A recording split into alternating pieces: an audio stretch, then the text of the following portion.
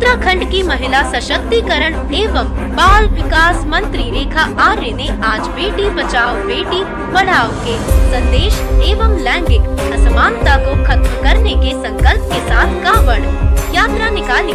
मंत्री रेखा आर्य की हरिद्वार में हर की पैड़ी से 25 किलोमीटर की पैदल कांवड़ यात्रा शुरू कर ऋषिकेश के वीरभद्र मंदिर में जलाभिषेक कर संपन्न हुई। कांवड़ यात्रा के लिए उन्होंने सुबह हर की पैड़ी पहुंचकर जल भरा। इसके बाद वहां से पैदल चलकर ऋषिकेश में वीरभद्र महादेव मंदिर में जलाभिषेक करने के लिए रवाना हुई। इस दौरान उनके साथ आंगनबाड़ी कार्यकर्त्रियों समेत 200 महिलाएं शामिल रही। मंत्री रेखा आर्य ने कहा कि लैंगिक असमानता को खत्म करने को लेकर सरकार ने संकल्प लिया है। सावन के इस पवित्र महीने में एक संदेश उन माता पिता और समाज को दिया जाए जो लड़कियों को लेकर इस तरह की सोच रखते हैं। इसलिए हमने अपने संकल्प का नाम ही मुझे भी जन्म लेने दो, शिव के माँ में शक्ति का संकल्प दिया है।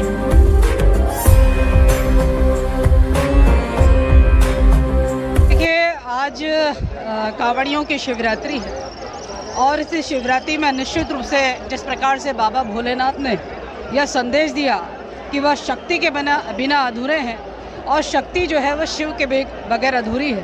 तो आज का ये संकल्प इस उद्देश्य के साथ में है, संत महात्माओं का आशीर्वाद लेते हुए कि हमारे प्रदेश में अथवा हमारे देश में किसी भी प्रकार से हमारी कन्या जो जन्म लेने का अधिकार रखती हैं उन्हें जन्म लिया देना चाहिए। और हम सब को कन्या भ्रूण हत्या के खिलाफ जो है स्वयं भी संकल्प लेना चाहिए कि नहीं हो और दूसरे को भी ऐसा नहीं करने देना चाहिए।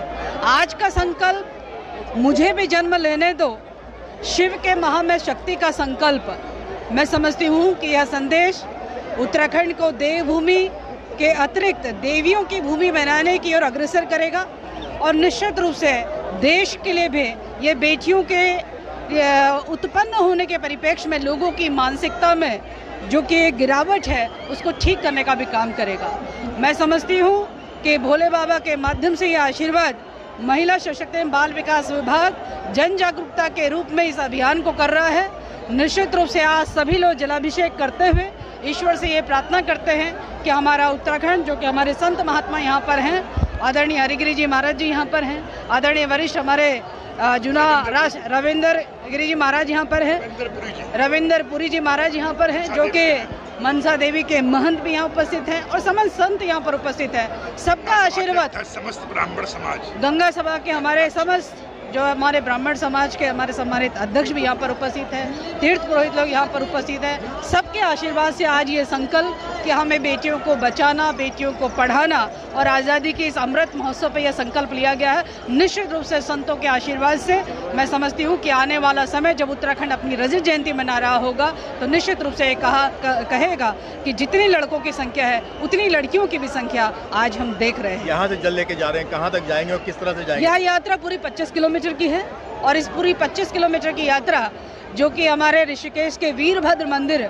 जो कि 1300 साल पुराना महादेव का मंदिर है, वहाँ जलाभिषेक माननीय मुख्यमंत्री के साथ करते हुए इसका समापन किया जाएगा।